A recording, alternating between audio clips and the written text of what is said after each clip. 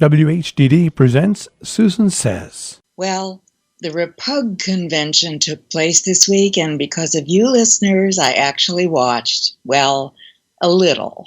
There's only so much a human being can stand without going totally nuts. The lies, and more lies of this unreality TV show were spectacular. I'll give them that. Why, if I had landed from another planet, I would think everything is okay. Our president is the savior of our wonderful land.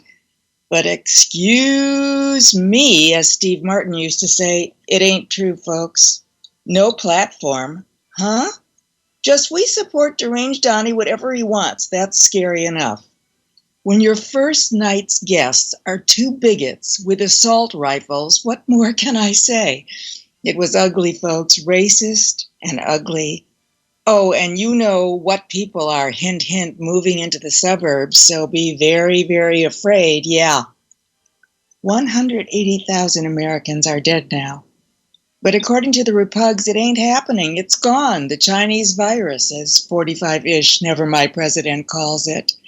This plague was a hoax. It's going away in warm weather, said he a few months ago.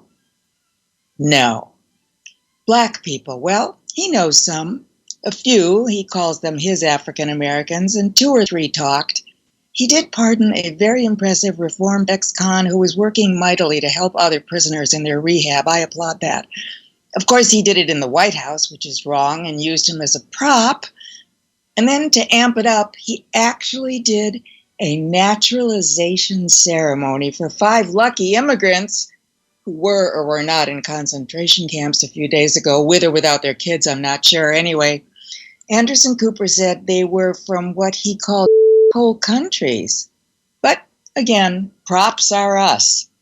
In the Rose Garden, which she totally dismantled, made into a putting green devoid of any flowers or beauty, the First Lady wore a military uniform to pretend to be best.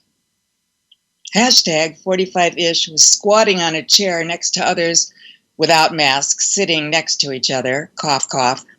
By the way, I'm sorry, but he sits on chairs like he's on the toilet. I'm not sure why. Anyway, he looked really startled as she praised some guy who's really taking care of you and cares, not him. Who the heck was she talking about? He looked like he was wondering if she was cheating with another president. I won't stoop to critique her pronunciation. Everyone knows she said, will. Never mind. The horror. That's horror. Okay, that's that blonde AG of Florida. I won't say her name. She was vicious, I hear. They said it sounded better in the original Russian. I couldn't even watch her. The Spawn. They were scary. Junior looked stoned. His girlfriend, Kimberly Guilfoyle, who did not know her mother from Puerto Rican was American, yeah, she yelled a screech, as someone said. Tiffany, poor thing, remade into a Stepford wife, robotically said we are all being brainwashed. Yeah, honey, you got that right. You certainly are. Mike Pompeo broke all kinds of, well, if not laws, rules about appearing from Jerusalem on our money in the holy city to get his own campaign for 2024 going.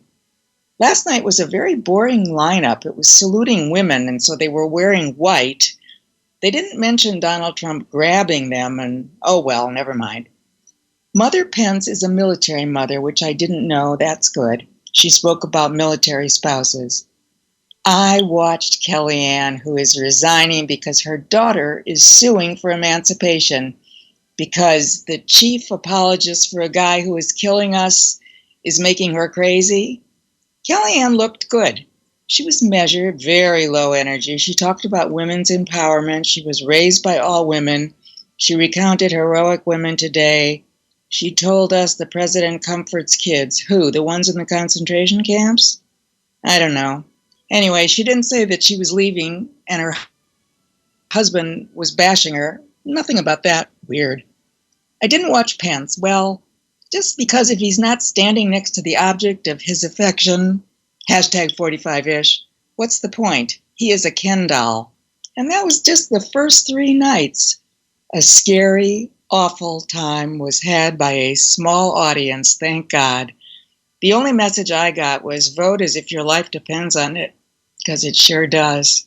Susan Silver was one of the original writers of such TV classics as The Mary Tyler Moore Show, Maude and Bob Newhart. She lectures and teaches sitcom writing and had a column on the New York social diary called The Search for Mr. Adequate. She hasn't found him yet. Appearing on TV and radio often, she expresses her views on life and opinions on everything.